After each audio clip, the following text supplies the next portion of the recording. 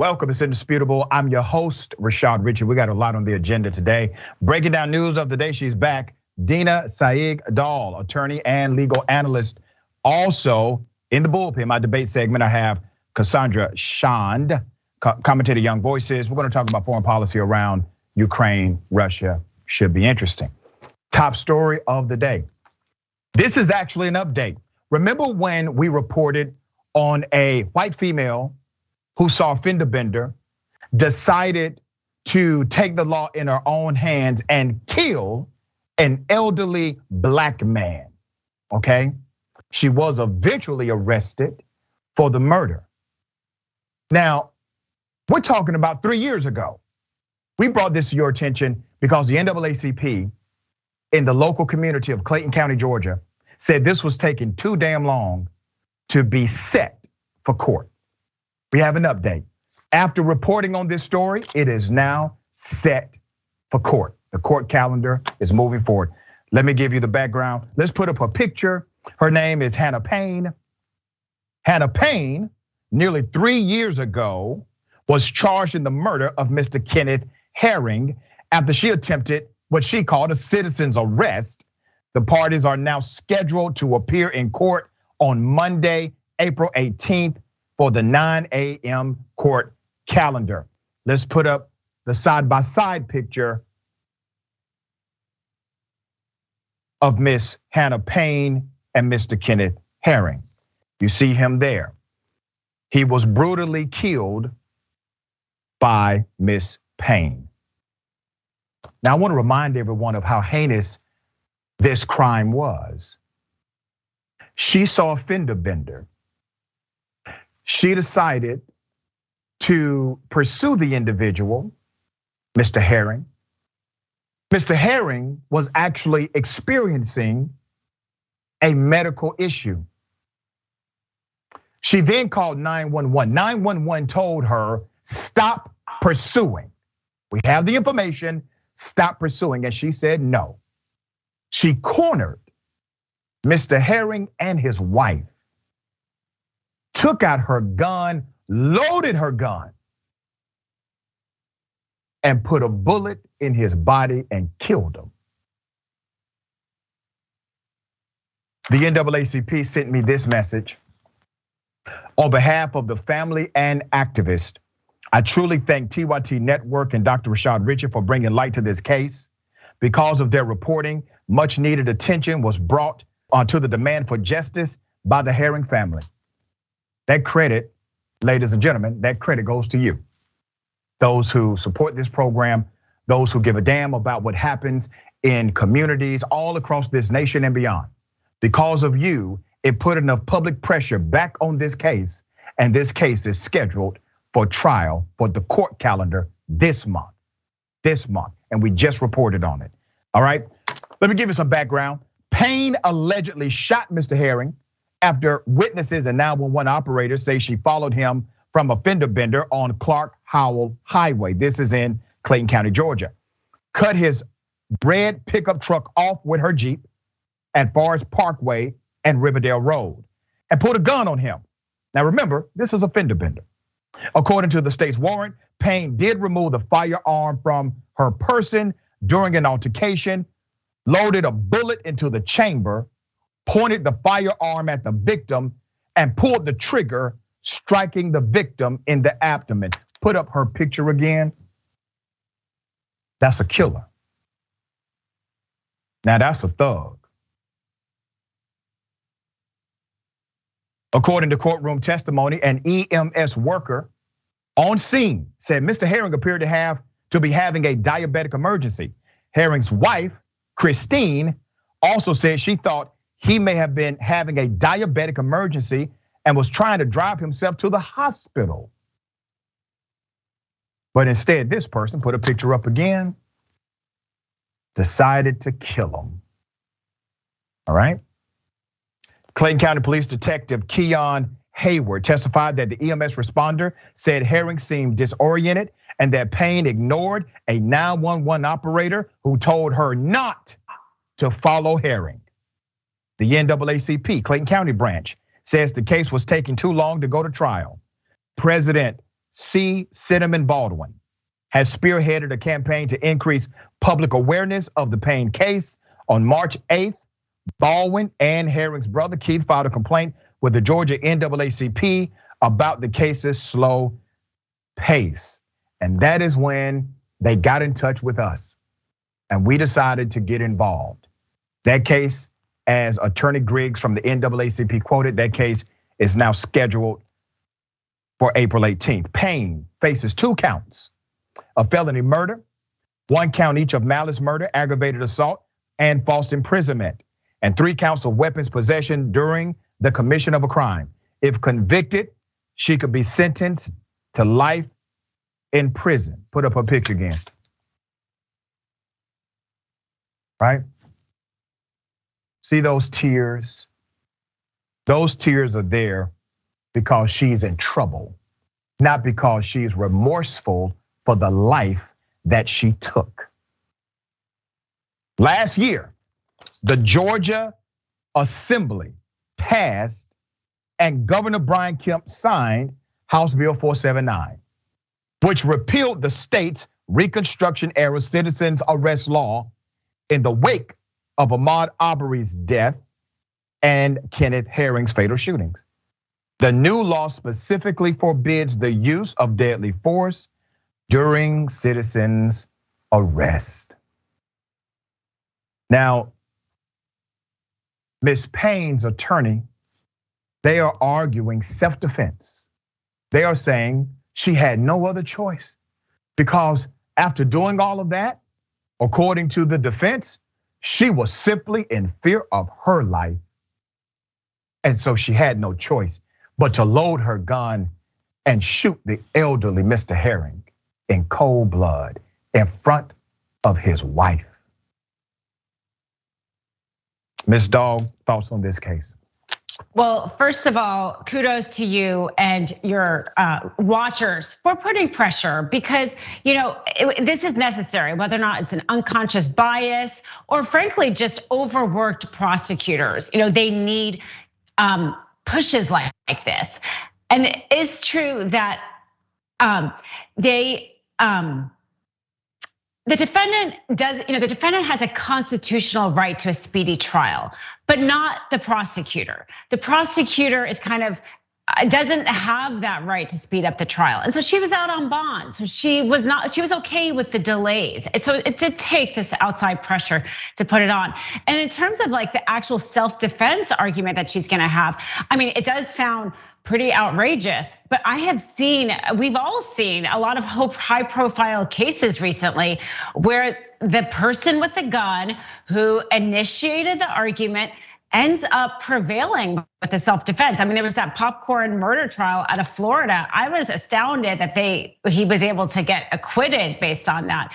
So, the brother of the victim here has talked publicly about the problem with guns in America. And I think this case is a really good example. How many times are we gonna allow the person with the gun to then claim that they needed to use it for self-defense when the other person had no weapon? So whether or not this jury does the right thing or not, I think we have a much larger problem on our hands with these self-defense and the use of guns in that way. Very well said. We're gonna continue to follow this story until completion.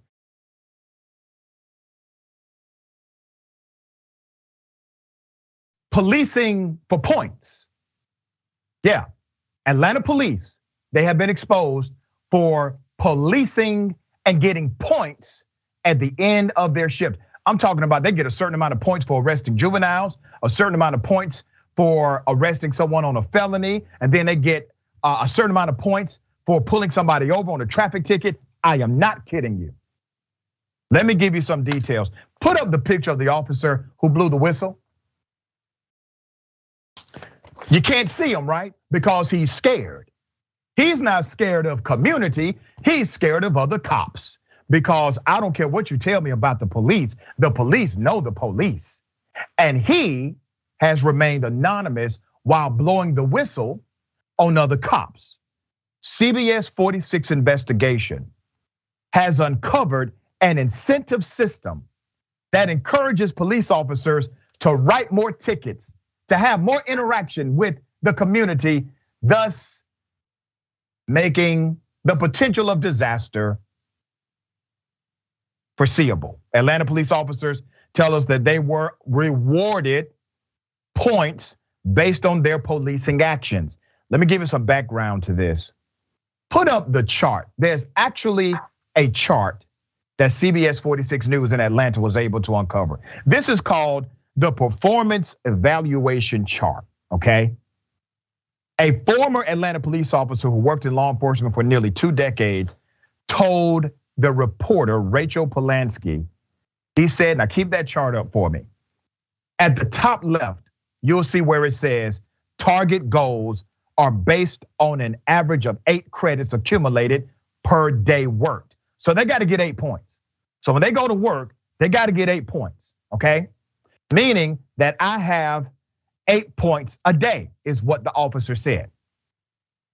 Writing a ticket earns APD officers 1.5 points, while a felony or juvenile arrest is worth 5 points. Wait a minute. So if you lock up 2 children, you're good for the whole damn day. You get 2 juveniles. Let me get this right. Let me do the math here. You get 2 juveniles. No, you get 1 juvenile and 2 traffic tickets. You can go home. That's 8 points. That's what it says right here. You get 5 points. Excuse me, 1.5 points for a felony. Juvenile arrest is worth 5 points. It's 1.5 point for a ticket. Yeah, my math is right. All right, writing a traffic ticket earns APT officers 1.5 points. A felony juvenile arrest is worth 5 points. Meanwhile, calls for service, this is important. Calls for service, right? That's when the cop is being the good guy. You know, cat in the tree, can't talk to my kid, things like that. Well, how much do you get for that one? You get 0.25 points. 0.25. I'm not going to lie, the officer said.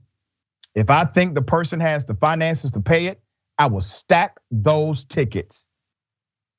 Does this system encourage officers to do police work that earns them more points?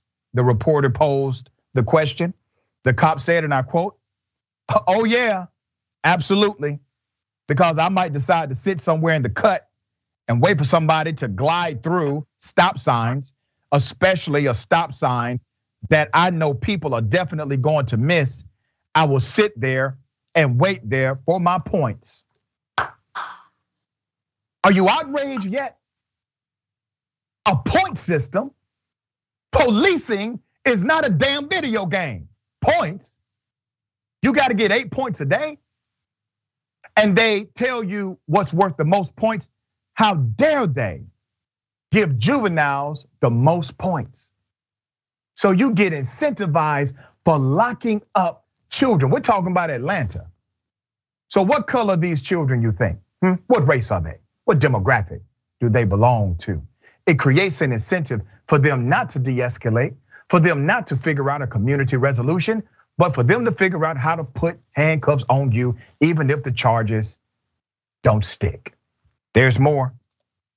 The deputy chief is standing by this program. Put up his picture. His name is Darren Shearbaum, okay? Darren is defending the point system by APD. But a current officer in zone 4 who did not want to be identified has also gone on record. Now I want to remind you, the deputy chief is saying, well, we do this in order to track, the productivity of our police officers. There is no incentive or reward. We just want to know that they're working to serve the community, to make sure that taxpayers are getting the bang for their buck. Lies, and I got proof. Current zone 4 police officer who did not want to be identified because he's afraid of his coworkers questioned that statement, saying if that was true, talking about what the chief said, if that was true, why would calls for service only be worth 0.25 points while traffic tickets are worth 1.5 points? He said both policing functions often take the same amount of time. he believes the point system may entice officers to ignore their calls for service, which include 911 calls, so they do more traffic stops, which earns them more points. And by extension, ladies and gentlemen, they arrest more juveniles, okay? All right, so literally, you get a 911 call, the operator goes to dispatch, operator says, hey, call for service in your area, police ignore it. They ignore it because they're only gonna get 0.25 points. You know how many calls of service you gotta do in order to get your 8-point total in this ridiculous system? There's more. CBS 46 News got a hold of an email an APD Zone 4 major sent his officers praising the evening watch, that's the shift, for, and I quote, going from 85 stops in a week to 180 stops in week 2. And shaming the morning watch, who finished last with a disappointing 112 stops.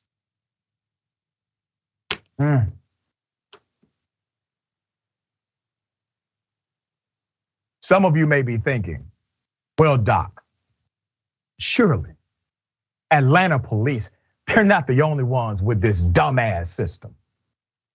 Maybe this is systemic. Well, we checked. Let's put it up. Milwaukee police said, and I quote, we do not have an evaluation of officers' activity.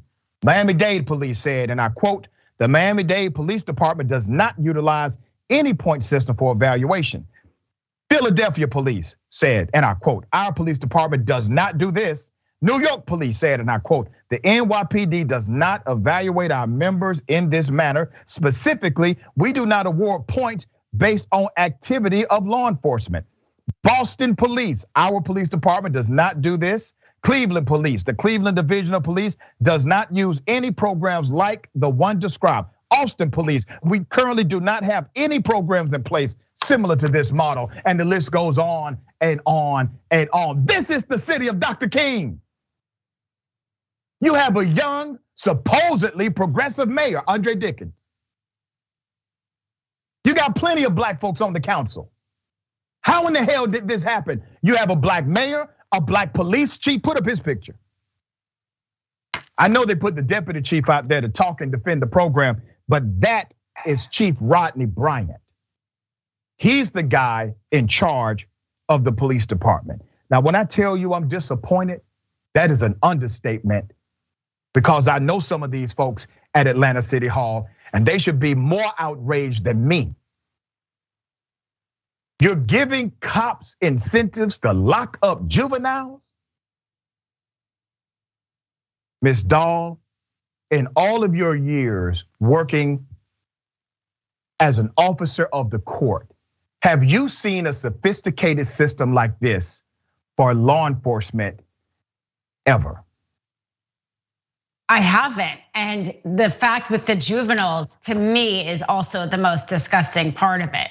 I mean, I think usually with these things, you could say follow the money, right? I mean, the parking tickets, where is the money going to the parking ticket? Is it going to the police department, right? I mean, that's usually the incentive here is greed. And maybe a way to solve it is having the money go to the public school system instead, right? For the tickets that they pull over. No longer have that tied to, whoever gets the money is also the one who kind of oversees how often it's gonna get pulled over. Because, as you said, I mean, the pulling over somebody is the highest, that interaction is the highest touch point where police officers are killed, and much more that people are killed, and a majority of them are people of color. So it creates a very dangerous situation, and for them to have this kind of incentive, it's probably because of the money. So I say let's solve the money problem.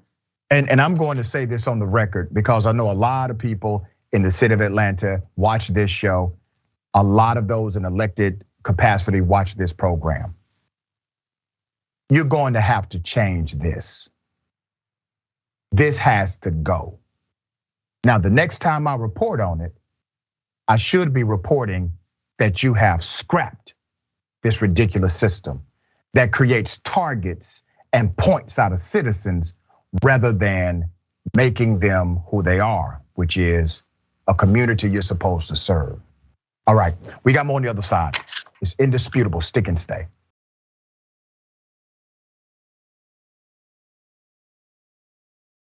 Welcome back. We got a lot of show left. Let me remind everyone, the watch list, all right? Make sure you tune in. An amazing show. The big homie JR Jackson on youtube.com/watchlist Subscribe there. You can follow and like on facebook.com/watchlist Weekdays, live, 12 p.m. Eastern time, 9 a.m. Pacific time. Find out what stories you should be paying attention to. News, politics, culture, current events, sports, and more. Always a beautiful, beautiful show. All right. TYT member Mickey C, the Silver-Haired Dragon, says, those tears are tears of shock. After all, she's grown up with the right of white people murdering black men in cold blood, and she can't believe that it's starting to change. Very little, but a change. Yeah, I agree. I Am Sock says, somebody needs to explain to me how a quota point system can exist with unlimited overtime. Exactly, right? G-Man, if it was a black woman that killed a white man, she would have been in jail that day. Kevin Bard, and I remember this episode, Kevin. Kevin Bard says this point system was literally a storyline from season 1 of the comedy Reno 911. Was that show actually a training manual for real cops? I remember that episode, ironically, and I like Reno 911. I like the new season too. Twitch, fat guy named Tiny says, that makes it premeditated murder in my opinion. She was told to stand down. She said no, she intended to kill. I agree with you. All right. Very good point. New Moon JLP says, I assume there are no points for successfully mediating or de-escalating a potentially dangerous situation. Right? All right. There's an update. There's an update to the Brooklyn subway shooting. All right. Horrific scene. We talked about this yesterday. We got more details. The suspect has now been apprehended. Let's put up his picture.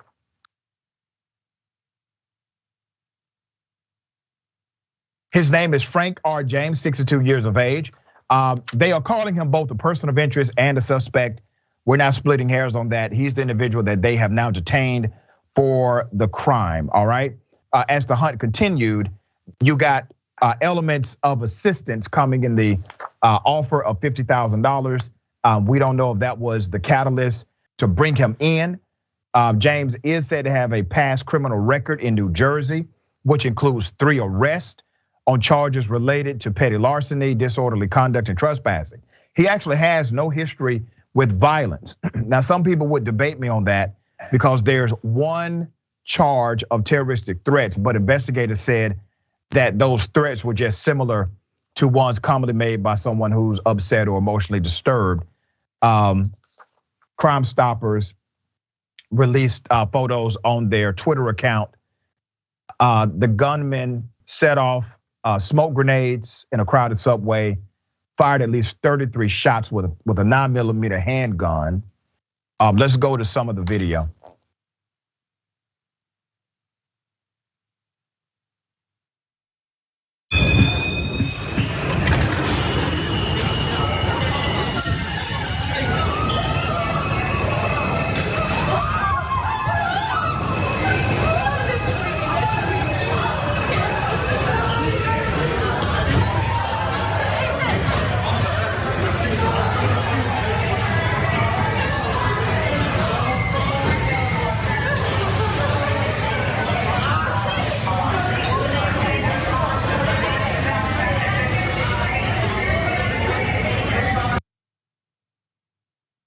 Horrifying.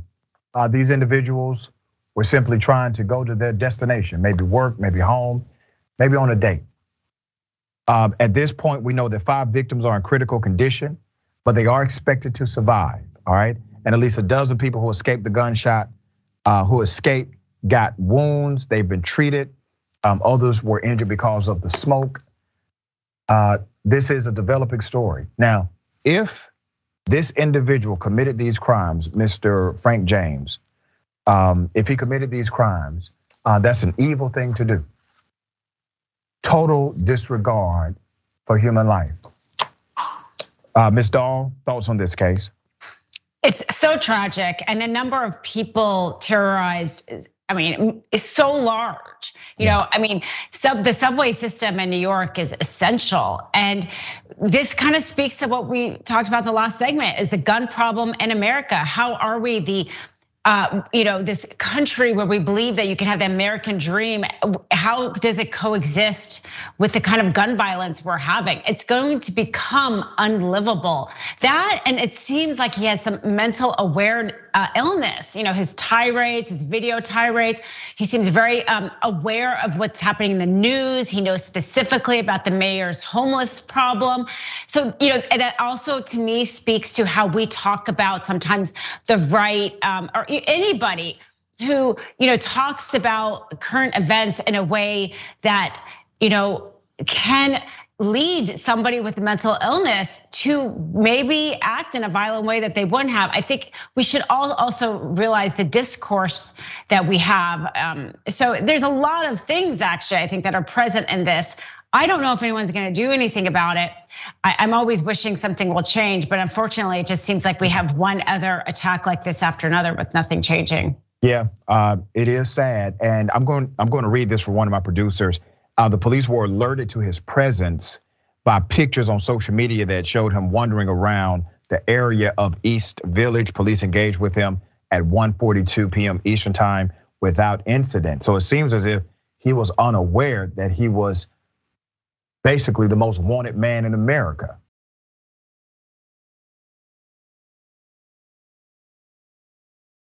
Ladies and gentlemen, I wish a Karen would. You want to call the police on them for having a barbecue on a Sunday? You're still free! Back off! I'm going to tell them there's an African-American man threatening my life. You've already been asked to leave. What's your name? You've already been asked to leave. When did you ask? When I said I was calling security. You can't ask us to leave.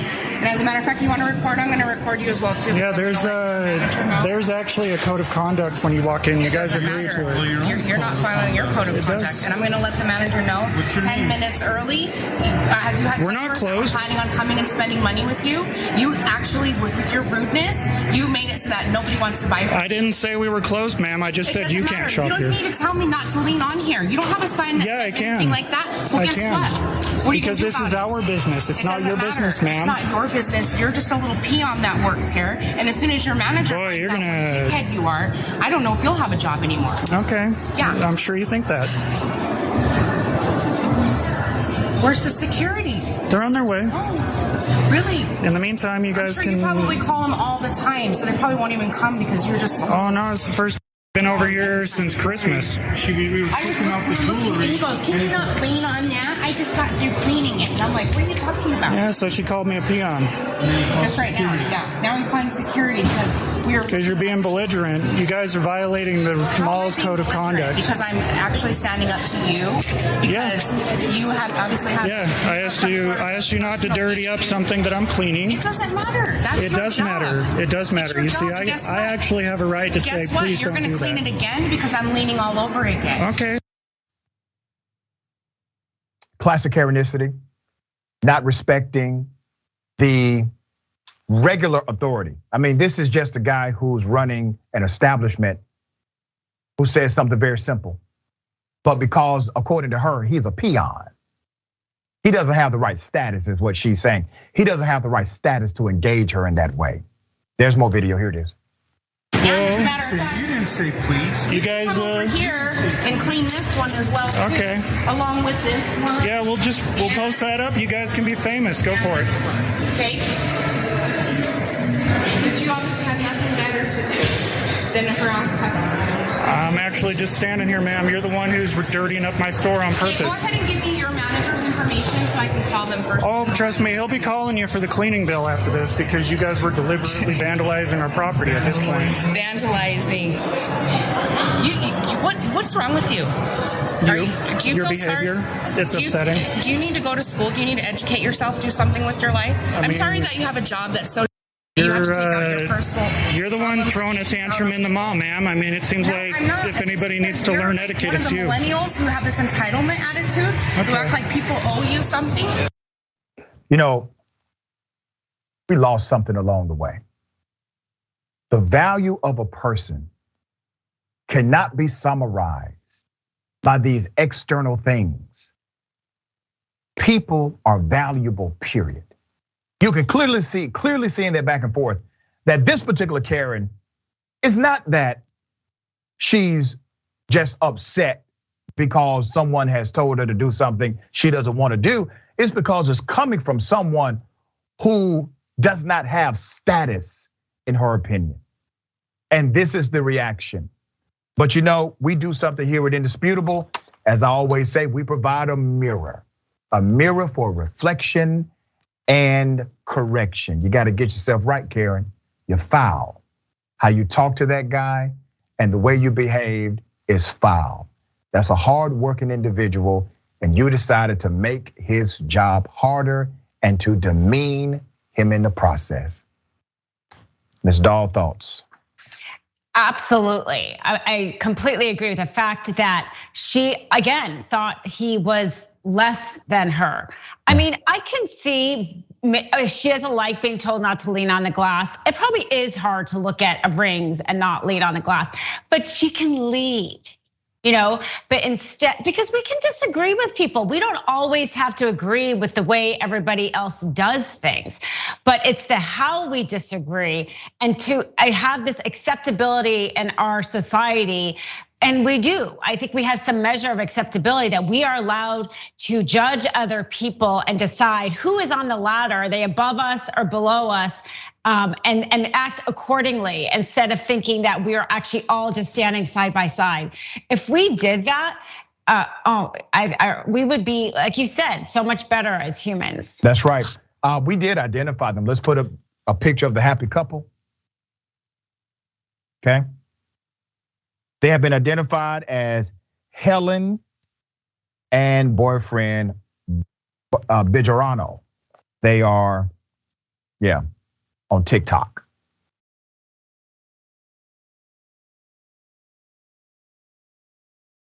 Racist seminar. Such a damn shame. This was at a concealed carry event, all right?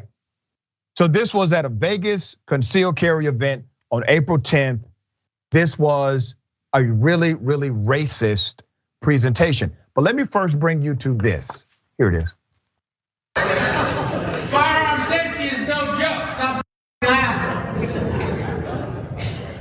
The rules are different for races, right? So firearm safety for white people.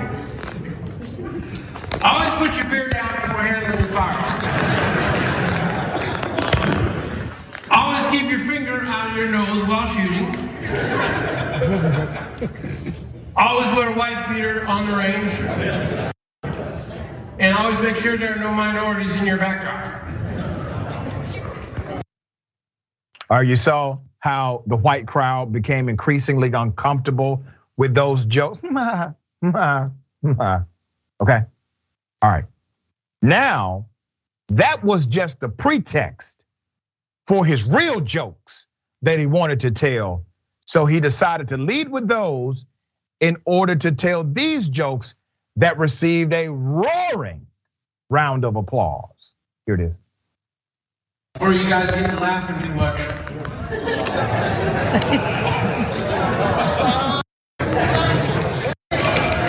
Always shoot the gun right side up. Always lick the chicken grease off your fingers before shooting. Always make sure there's a white person around so you have someone to blame for everything that goes wrong in your life. And always aim for small children to ensure you actually hit another gang member.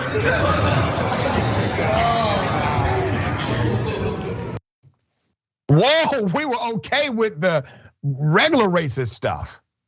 But man, when you're a racist presenter in front of a crowd of racist people, and you have just told a racist joke that made them go, whoa, buddy. Let's put up his picture. We've identified him, all right? Nefi Kaliki was the instructor at the CCW gun safety seminar. He later defended his racist routine on Twitter. We got it. He said, people got equally roasted in my class at the Liberty last Sunday. I am a minority, FYI. Well, no, they did not get equally roasted, sir. Your jokes were decisively much more bigoted, racist, and insensitive against the black community. He continued, however. He also said, I am a minority and I was the one telling the jokes. I am an Afghan American and I come from a Muslim family. For those to use my comedy and my event as fodder for your political nonsense is shameful. That audience was my audience and it was comprised of a wide mix of racists. Yeah. Here are some of the GOP candidates that attended the seminar. Let's put them up. There they go. All right. You got candidates for Congress, candidate for US Senate, candidate for sheriff, and candidate for governor. They were in their element. No need to do that kind of presentation, all of those racial tropes, talking about gun safety. That is not only distasteful, but really a shock to the conscience. But for this individual, it is normative. You have to check things like this in society because that person feels protected because of those damn laughs. Well, I'm not laughing with you. There's a whole lot of people around this country who are not laughing with you. All right, Ms. Dahl, thoughts? I was so disgusted by that video. Yeah. Just so horrible. Those legislators that are there should really have spoken out against it. Minorities can definitely be racist against other minorities. They can be racist against even themselves. So that doesn't excuse anybody's behavior. And his comment in particular about the children to me was the most offensive. And it speaks to a little bit of what we just talked about the point system of locking up juveniles. It's, if you are making this joke, it's because there is this perception that black children are worthless or destined to crime. And it makes it okay then for a police officer to be more likely to arrest them. So this is something that regardless of whether or not it was done to do a punchline, it does speak to how we treat black children in our country. And I was just disgusted by it. Very well said. We got more on the other side. It's indisputable, stick and stay.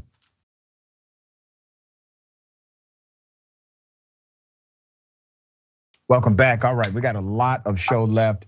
Let me read some of these amazing comments and get to it. All right, V says, leaning on the glass can actually break it too, Karen. It's a safety hazard. That's true.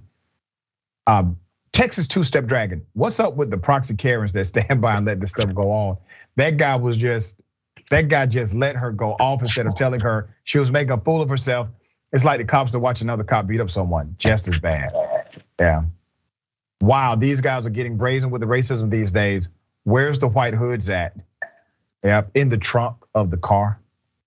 Yeah. Not Dweezil, AKA Tail Wagging Dragon. What, no watermelon joke? I'm sure that was probably in the next slide. Robo Blake, what do Karens think that recording, why do Karens think that recording is their worst enemy? Yeah. Yep, all right, this is Airship Right. This is why if cops get guns, sales get guns, sales get tasers. Okay, I don't know. All right. Interesting, Florida teacher gets arrested for playing music, blasting music inside of the school. I got mixed feelings about this one. Let me say that up front. Let's put up a picture of the teacher. The guy actually had a solid point, okay? I know he got arrested and he should not play loud music during testing. He did, there's a reason. So he's a Florida middle school teacher. He was blasting music while students took a standardized test. All right, that is disruptive. His name is Martin Reese. You're looking at Mr. Reese. He's an art teacher in Florida who felt he had to stand up for kids and protest the standardized testing taking place in his classroom. So let me say this before I continue with the story, okay? I am anti-standardized tests. That's where I'm at. I think standardized testing is a monopoly. It is a multi-billion-dollar industry, and it has been utilized in discriminatory fashion for decades. Big money in standardized testing. And typically it does not actually solve any problems. It doesn't really say how well a student who works hard, how well they will do.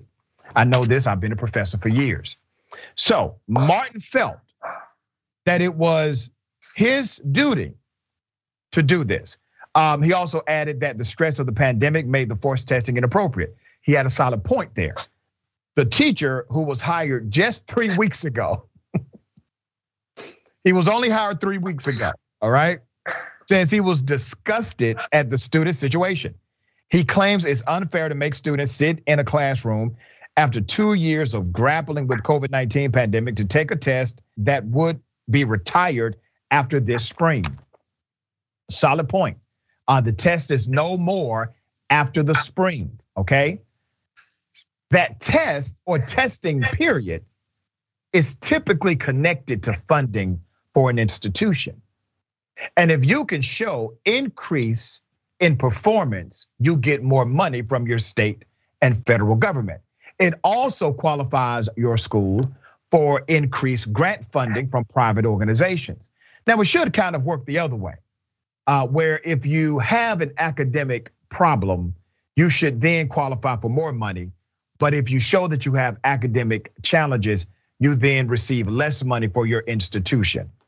All right, the scene was live streamed on Martin's Instagram page before police arrived and escorted him out of his classroom. The school briefly went into lockdown during the disturbance. I think that was overkill. I think they overreacted with that. Reese states that the reason he blasted the music is so the entire school will have to retake the FSA. And he talks about his beliefs within the school system, as well as speaking up for poor students and how the teaching staff is underrepresented by the Black community. Once again, he's making solid points, okay? Martin expressed that, I quote, "The whole world changed on them, and now we put all this pressure on them to take a test." I'm gonna get into the arrest in a minute. Now, I wanna remind you that we are starving in K through 12 education for real teachers who are student advocates. We're starving for that, okay?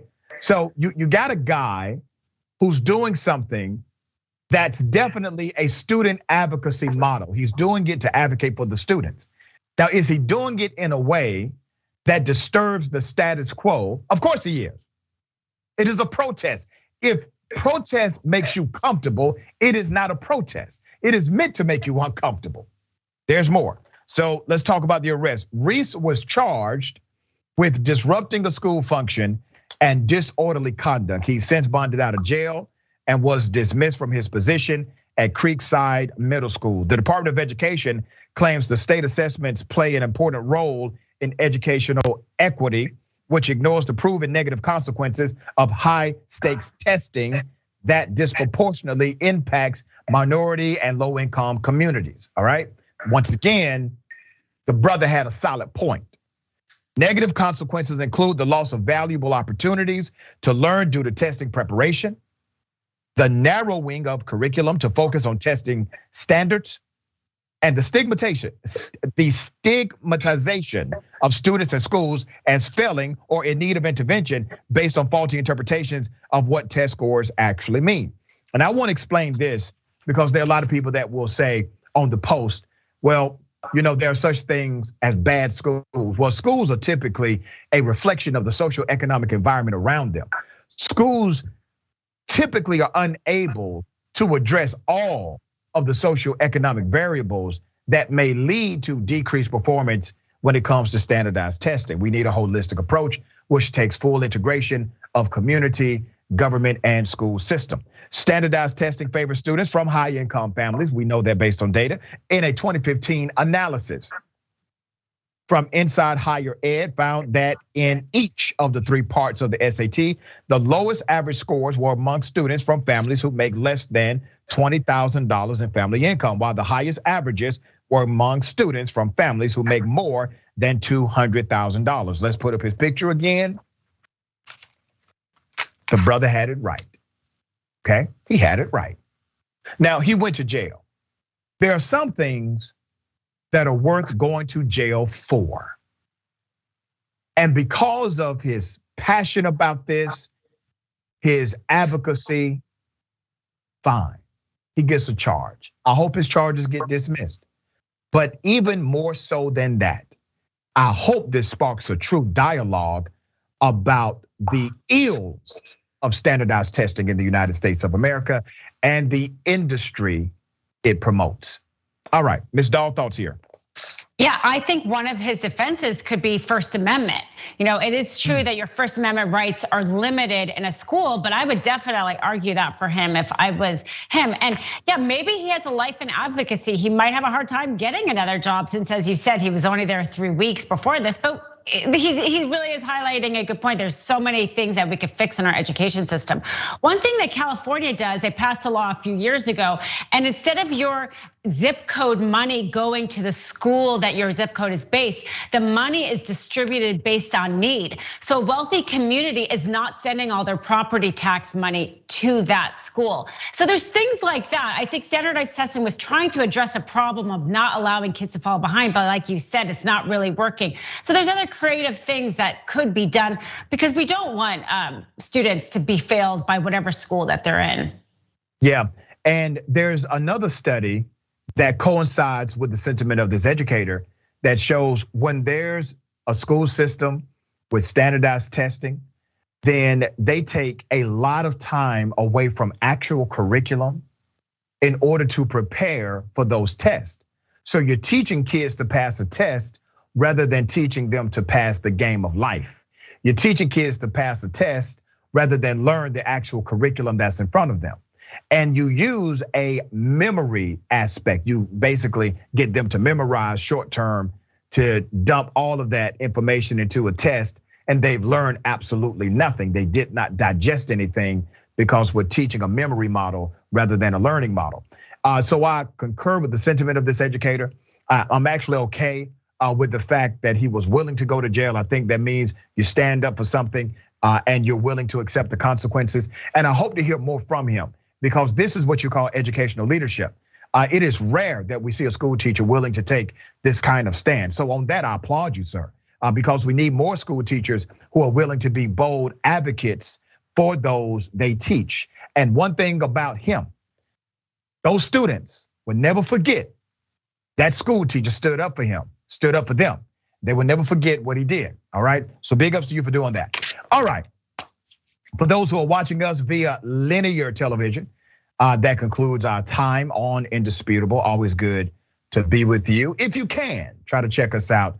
Just go over to one of our streaming platforms, and we will continue the show with a few more segments and the bullpen.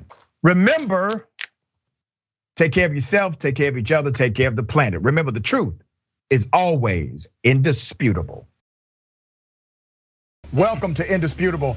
I'm your host, Dr. Rashad Richey. We got a lot happening today. But what do we do on this show? We tell the truth. You know why we tell the truth? Because the truth is simply indisputable. Rashad, great to be here. Congratulations on the new show. And I gotta let everybody know that Rashad and I go way back. Here's the pattern that we see in all of these Karen stories. They think they own stuff they do not own. Now, where does that come from? I don't know, maybe slavery. Maybe they think they should still own black people. This is what happens when Karens weaponize the police.